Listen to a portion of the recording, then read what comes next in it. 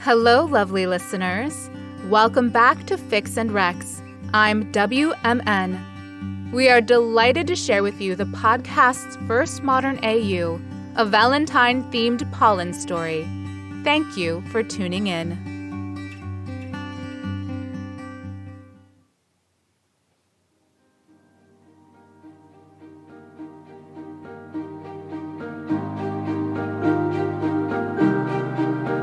Flowers, eclairs, and teddy bears. She fell first, but he fell harder.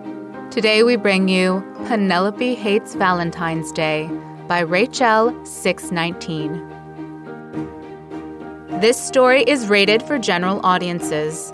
For more information, please reference the tags in the episode description of this podcast.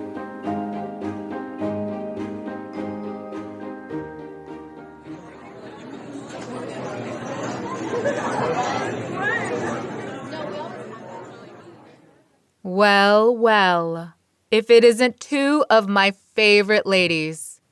Colin pulled a chair out and plopped himself down at Eloise and Penelope's table. The cafe was full, and he was lucky his hunch of finding them had been correct. "You say that to all the ladies," Penelope said, followed by a good-humored roll of her eyes. He placed a hand over his heart. "I do not. You wound me, Pen. How can you doubt that you're one of my favorites?" His actual favorite, if he was being honest. But she didn't need to know that, and his sister really didn't need to know it. He grabbed a biscuit off Eloise's plate and shoved it in his mouth to avoid saying anything further. "Hey, get your own!" "It's on the way, I just ordered." A mist of biscuit crumbs showered from his mouth over Elle, and after wiping her face, she punched him in the arm. "What are you doing here anyways?" Eloise groused. "You know Pen and I like to have a Galentine's Day celebration, just the two of us. You know, without you." He stole a glance at Penelope, who was studiously drinking her tea and pretending she wasn't hearing this squabble. "Fine. If you don't want me here, I'll go. But that means you don't get your present." He pushed his chair back and stood. But, as he knew she would, Eloise grabbed his wrist. "Present? What present?" Suspicion and excitement mingled in her voice. Colin grinned as he sat back down and reached into his messenger bag.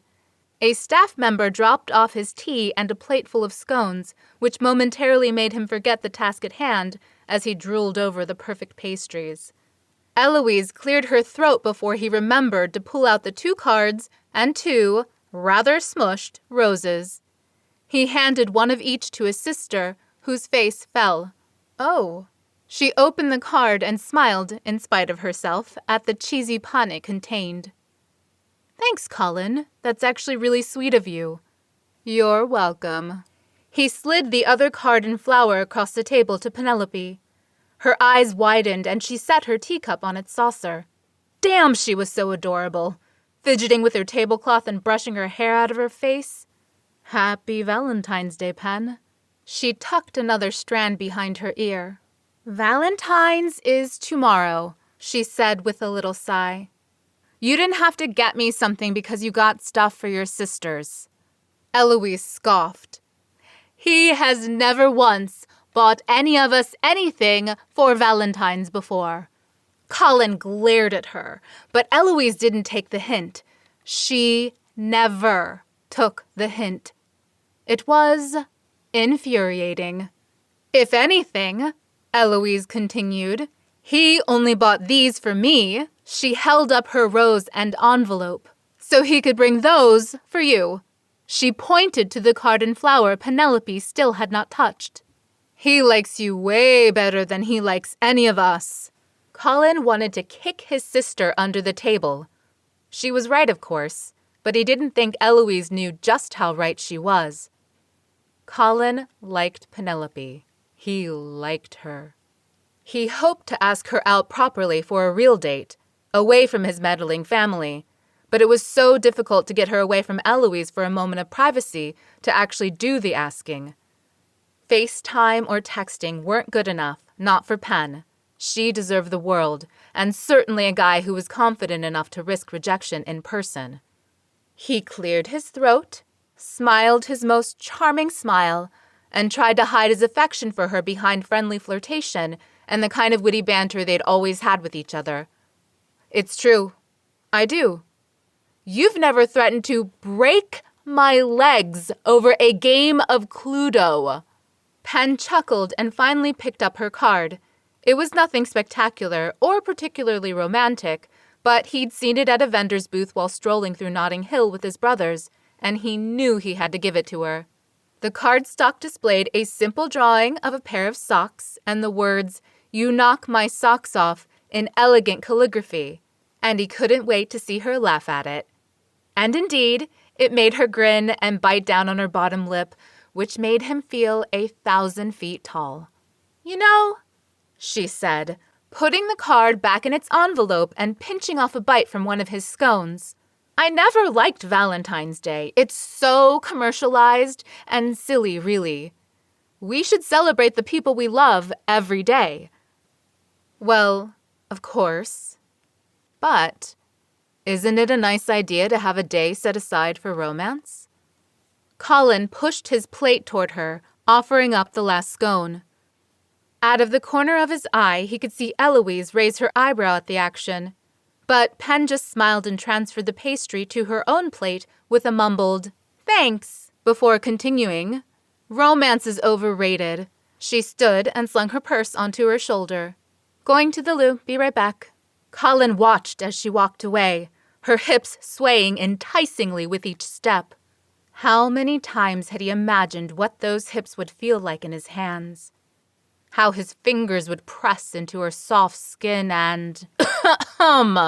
Eloise coughed, causing both him and the ladies at the table beside them to jump. "What? What? Stop leering at my best friend.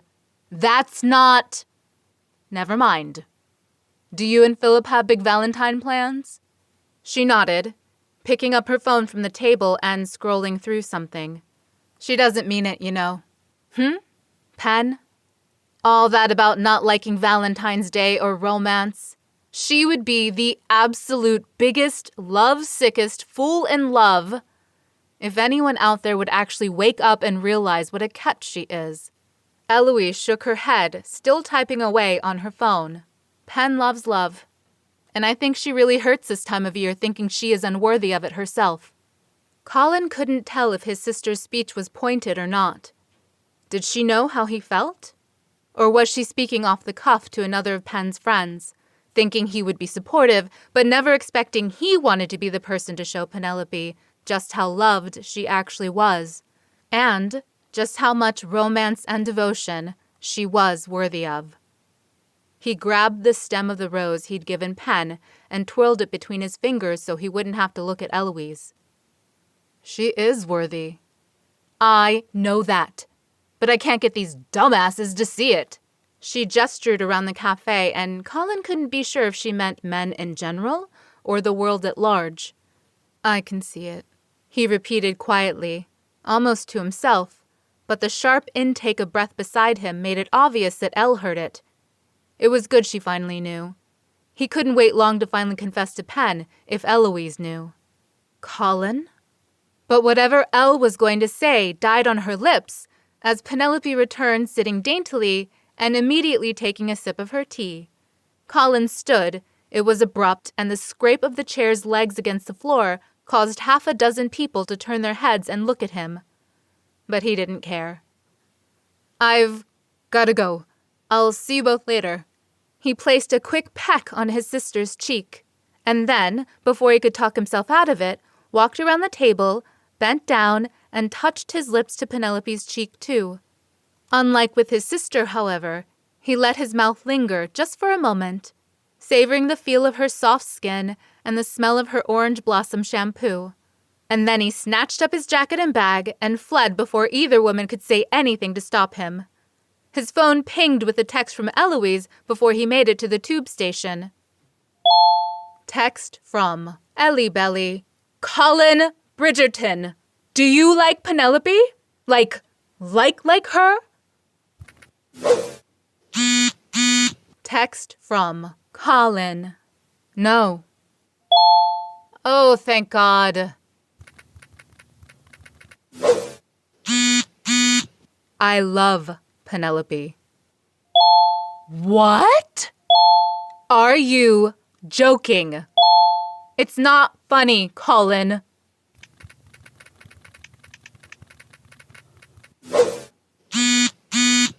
Why would I be joking? I love her. I'm in love with her. He put his phone on silent and entered the tube station, grinning to himself. Elle could spiral for another 15 minutes or so, and then maybe he would ask her for help. He had a romantic Valentine's Day to plan, and after all, she knew Penelope almost as well as he did. The next morning, after several deep breaths and at least a minute of pacing in the hallway, Colin finally lifted his fist and, "Oh my God!" Penn screamed, opening the door and nearly falling back in shock at finding him on the other side. He reached out his already lifted right hand to steady her, careful of the precious cargo in his left. "Jesus, Col! You scared the shit out of me! What are you doing here?" She gestured for him to move back so she could step out of her flat and lock the door. "I'm on my way to work." "I wanted to bring you a treat to start your day." He handed her the bakery box from their favorite patisserie and tried not to let the butterflies swarming his stomach show when she beamed up at him. "Colin, you didn't need to do that." She lifted the lid on the box and impossibly glowed even brighter seeing her favorite eclairs. Inhaling deeply, she looked back at him, wonder in her eyes. "What's with the random generosity, Bridgerton?" "I wanted you to have a nice day." He leaned forward and kissed her cheek, wondering how many times he'd be able to get away with it before she got suspicious. "I'll see you later, Featherington." And once again, he sped off before she could stop him. This time his heart beating so fast and so loud in his chest, he worried she would hear it even as he put an entire block between them. He wanted her to feel romanced and loved, but taking the steps, putting this plan in action, was nerve-wracking in a way he hadn't anticipated. With other girls he'd been interested in, he'd never felt anxious. Not like this, anyway. He knew now it was because they didn't mean anything to him. Not the way Penelope did. Penelope mattered. Allowing himself to finally be open with her was terrifying. What if she didn't feel the same? He didn't think he'd survive the rejection, but, at the same time, he couldn't stay frozen in fear of that rejection any longer. Later that day, heads turned as Colin strolled through the offices of Danbury Publishing. He'd been there plenty of times to take Penn to lunch, but he'd never brought flowers before, so he could understand the confusion. He had to go to 3 florists before admitting defeat and finally getting a cheap bouquet of sunflowers and baby's breath from Sainsbury's. Next year, he promised himself, if Penn accepted him, he'd order the biggest bouquet from the most expensive florist in London at least 3 months in advance. Penelope was hunched over her laptop when he reached her office, frantically typing away, glasses perched on the end of her nose, and a full mug of tea at her elbow that he just knew had gone cold as she'd got into an editing zone. Not wanting to startle her again and be the cause of that cold tea spilling all over her laptop, he backed up a few paces and stomped dramatically toward the door, rapping his knuckles on the frame. She jolted a little in her seat, but her arms didn't flail enough to knock over the cup, so he counted it as a win. "Colin!" She started to stand, then spotted the bouquet in his hands and slowly sank back into her seat. "What are they? Flowers?" She rolled her eyes. "You know what I mean, you cheeky arse." "Do I?" He moved toward her, cautiously, worry at the suspicion in her eyes creeping in and nearly causing him to throw the bouquet on the floor and bolt. "Who are they for?" "You." "From me?" She removed her glasses and carefully folded the arms down, setting them on the wooden koala face holder he got her for Christmas. "Why?" "Is this about what I said yesterday, that I don't like Valentine's Day?" She wasn't looking at him. She wouldn't look at him. He closed his eyes for a moment, collecting any shred of hope he had. Like the hug she gave him on New Year's Eve, how when they started to part, she held on for a few extra seconds, looking like the thing she wanted most in the world was a midnight kiss. Of course, he'd been too cowardly to give it to her then. Or the way she encouraged him to seek a full-time position with National Geographic. She was the only one he trusted to read his portfolio of sample articles for feedback, and she trusted him to read the novel she was working on in her spare time. As far as he knew, she didn't even trust Eloise with it. So yes, there was hope she could maybe one day see him romantically, even if it was small. His eyes popped open. Yes and no. Can I take you to lunch? She shook her head. You really don't need to do this, Call. You keep saying that. I know I don't need to do anything. I want to. I want to take you to lunch because you're my favorite dining companion. He grinned at her eye roll. And I want you to enjoy these flowers because you deserve to enjoy their beauty, and you deserve to have someone who thinks enough of you to buy you flowers and eclairs and lunches every day of the year, but especially today. A day for romance. Her eyes narrowed, and she looked like she was going to rebut, but after a stern look from Colin, she stood and accepted the flowers. I don't have a vase. Colin's lips curled up into a smile. I'm sure there's one around here somewhere.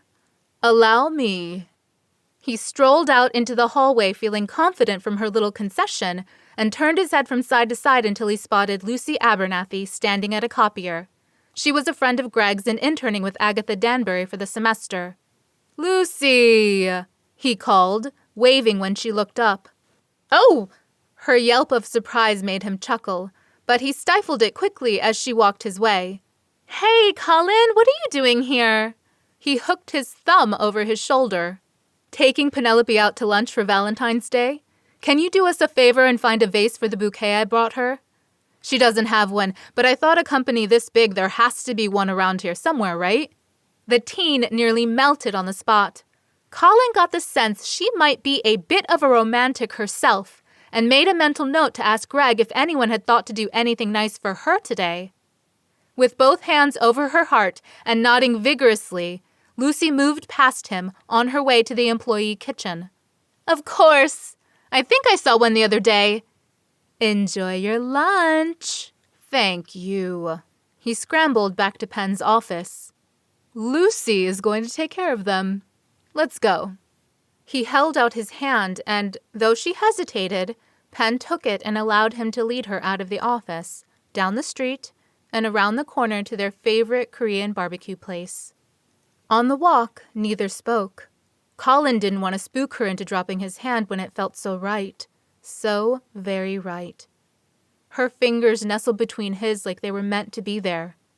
He peered down at her every few seconds while her attention focused straight ahead, purposefully avoiding looking at their interlocked hands or up at his smile. He didn't know what she was thinking, but if he had to guess, her thoughts were swirling fast, trying to make sense of all his actions since the day before. Had she figured it out yet? Just how wild he was about her. Every second she didn't pull her hand away, his resolve and confidence grew. Once they stepped inside the restaurant, he wouldn't be able to turn back. But it bolstered his hope that she was no longer arguing or protesting that he didn't actually want to be doing what he was doing. Sadly, he did have to drop her hand to open the door for her, but he quickly made up for the loss of contact by placing the other hand on the small of her back to guide her through the lobby. The warmth of her under his fingertips comforted him in a way that the touch of another person never had before. And somehow, he knew. Things were going to work out. It couldn't feel like this with anyone else. This knowing, this conviction that she was absolutely the one for him. He didn't believe in soulmates exactly, but he believed that there was no other person on earth who could ever mean as much to him as Penelope Featherington. With this newfound confidence, he gave his name and most charming smile to the host, who immediately brightened to match his energy. Ah, Mr. Bridgerton. Yes, your table is ready. Right this way. Penelope stumbled as he nudged her forward, glancing around at all the couples on benches, waiting to be seated. "How'd you get a reservation?" she hissed. "They book months out for holidays. There is no way you knew months ago that you were going to bring me here for lunch today." "Just lucky, I guess." He shrugged, though it was completely true. He called after leaving her at the cafe the day before and begged them to let him know if they had any cancellations. At 10 in the morning, he received the good news that they could seat him at noon, and yes, they could accommodate his special requests. Maybe it wasn't luck, though. Maybe the universe wanted Penelope Featherington to be his girlfriend as much as he did. Nah, she didn't believe in fate any more than he did and would tease him mercilessly if he ever said anything like that.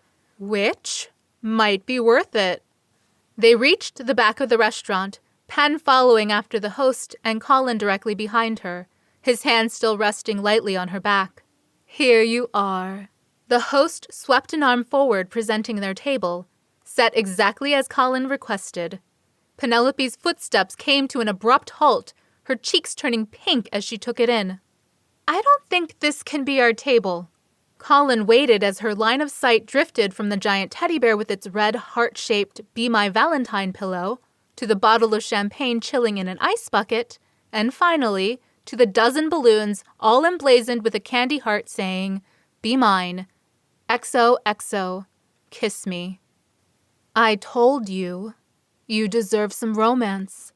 Cheesy primary school romance was really all I had time for since I started planning this yesterday. He nudged her toward the side of the booth currently housing the bear, while he slid onto the opposite bench. Her cheeks grew even redder as she thanked the host and accepted that she had no choice but to sit with the stuffed animal. "I've already put our order in," Colin began, popping the cork on the champagne and reaching for her glass to fill. "So, we can relax and talk for a few minutes. What did you order?" "The same thing we always get." "What if I want something different?" He set the bottle down and passed her full glass to her. "I'm sorry, do you? I can go grab a menu." "No," she mumbled. "Of course not." "Okay, good, because I have this whole speech prepared and it'll be better to get through it before they put a plate of raw meat in front of us." That got a small huff of a laugh from her, but she quickly got serious. Speech?" "Yes." He cleared his throat and stretched his arm across the table to take her hand, only this time she didn't hesitate to give it. Her small hand slipped into his, and he immediately felt that same sense of peace, comfort, and calm settle over him. He allowed himself a few seconds to enjoy it, looking at their interlocked fingers, letting his thumb gently stroke the side of hers. Colin? You wanted to say something?" She was squirming in her seat, but she didn't look uncomfortable, exactly. She looked like he felt. Really nervous, but hopeful. "Right. Yes." He kept stroking her hand with his thumb, but moved his gaze to her face, her beautiful, angelic face. It was a face he'd seen hundreds, thousands of times over the years, and it never failed to make him smile. "Right," he said again. He had practiced, so he knew what he wanted to say, but he never allowed himself to be vulnerable with another person the way he needed to be right now. At least, not in a way that felt so permanent. Once he said the words, that would be it. They wouldn't be Penn and Colin, best mates anymore. Everything would change, for good or bad, depending on her reaction. When he still couldn't talk, she gestured to the Valentine gifts with her free hand. "This is all very sweet, Colin, but I wish you hadn't gone to the trouble. I don't want a pity Valentine, especially not from you." "Not from him?" Her eyes cast down, and she tried to remove her hand from his grasp. "No," he said, squeezing her fingers and tightening his grip. "It's not a pity Valentine." He took a deep breath. Pen. Penelope, for the last few months, my feelings for you and my hopes for our relationship have changed. When we first met, all those years ago, you were Elle's friend. Her very nice, very cute, but very shy friend. Over the years, you came out of your shell and became more comfortable with me, and we became friends, in our own right. No need for Eloise. And I have loved being your friend. It has been the most fulfilling relationship of my life. But then, he paused and squeezed her hand again. Do you remember Benedict's birthday party last year? She nodded. I squinted, wondering where he was going. You looked so gorgeous. Sexy, really, really, really sexy. And even though I always knew you were beautiful, it had never occurred to me before that moment I saw you ordering a drink at the bar, taking shots with my sisters, how utterly breathtaking you are. She scoffed, opening her mouth to object, but he quickly continued before she had time to say a disparaging thing about herself. I tried to push those revelations aside. Lust, I told myself, just lust. And you didn't deserve one of your best friends suddenly turning into a horn dog and ogling your extremely lovely assets. But they wouldn't be pushed down. The next time I saw you, you were wearing joggers and a jumper with a kitten on it, and once again, I couldn't take my eyes off of you. Penelope tried to pull her hand away again, and this time he let her, reluctantly. So, you want to fuck me? No! I mean, yes, but that's only a small part of it, because once, little Colin was woken to your charms, so to speak, my heart and brain quickly joined in the obsession. Pen, every time we hang out, we laugh. Maybe not today, but every other time. We can literally do nothing together, and it's better than any night at a club or any trip across the world I've ever taken. You're interesting and smart and passionate, and every second I spend with you, I fall a little more. I know it feels out of the blue because I haven't known how to tell you all of this before, but Pen, I love you. Her lips parted ever so slightly. Her eyes locked onto his. He couldn't read the expression, and he thought he knew all of her expressions by now. Do you think there's any chance you could feel the same? There were tears in her eyes, but he didn't know if they were happy or sad or angry. Her quivering bottom lip didn't help solve the mystery either. Somehow, this made him love her a little bit more. The fact that there were still things about her he didn't know or couldn't figure out, even after all this time. Before she could respond, though, a server appeared with a platter of meat, vegetables, and rice. She set it at the front of the table and leaned over to turn on the grill. Do you know what to do? She asked, sweetly smiling as she turned her attention from Colin to Penelope. Yeah, we're good. Colin breathed out, his eyes remaining focused on Pen's, who gave the waitress a watery grin and nod. We've been here before, thank you. She wiped her eyes and beamed at Colin, and his heart lightened at her smile. Okay, let me know if you need anything else. The server started to move away to attend to other customers, and Pen scooted to the edge of the bench, stood, and came around the table. Colin panicked for a moment, thinking the smile was just for show and that she was going to leave. Wait, Pen, But she didn't leave. She slid onto the bench beside him and wrapped her arms around his neck, cradling his head in her hands and tucking her face into the crook of his shoulder. She mumbled something into his skin he couldn't understand, but whatever it was, it felt like a promise. He hugged her tightly, dropping kisses on the top of her head and luxuriating in the happiness of holding her in his arms. Finally, after several minutes, she raised her chin and drew his forehead down to rest against hers. You mean it, don't you? You didn't say all that and do all that just to convince me to like Valentine's? I mean it. With everything I am and everything I hope to be, I love you, Penelope. For our past and for our future, I love you.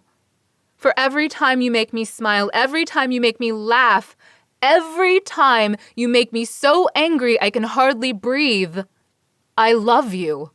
She exhaled and lightly touched her lips to his, but only for a moment, not long enough for him to respond the way he wanted. I love you too, Colin. I have loved you for years, but I never thought you could. He stopped her with his own gentle press of lips to hers. A longer, deeper, more soulful kiss, befitting all the love they'd stored up and could now exchange. And it was bliss. Utter and complete bliss. When they broke apart, lips pink and plump, panting breaths and arms impossibly tighter around each other, Colin grinned. I want to make you dinner tonight. Penelope laughed, a delightful melodic laugh he wanted to live in. First, I think you need to make me lunch. She gestured to the grill and plate of raw meat, and since he hadn't eaten anything since his own eclairs that morning, his stomach rumbled in agreement with her. Fine. Lunch now, then I'll walk you back to your office and kiss you senseless at your desk. Then you'll come straight over to my place after work, where I'll kiss you some more, and then make you dinner. How does that sound? Perfect, Col. It sounds absolutely perfect. She returned to her side of the booth as he used a pair of chopsticks to move beef to the grill. Her eyes sparkled as she took a sip of champagne and hugged the teddy bear to her chest. You know, I think I love Valentine's Day after all. Me too, Colin said. But I'll love any day with you.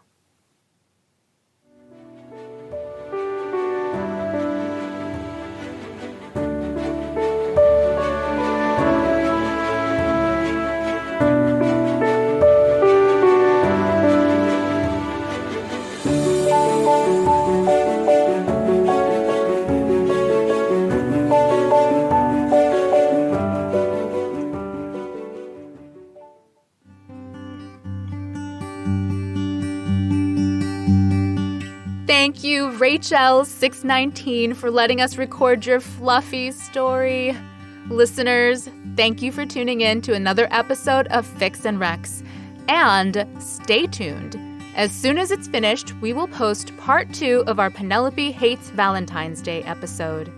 An interview with the talented author Rachel619, where we chat about fandom, her journey to fanfiction, her stories, and her intimate knowledge of Luke Newton's warm embrace.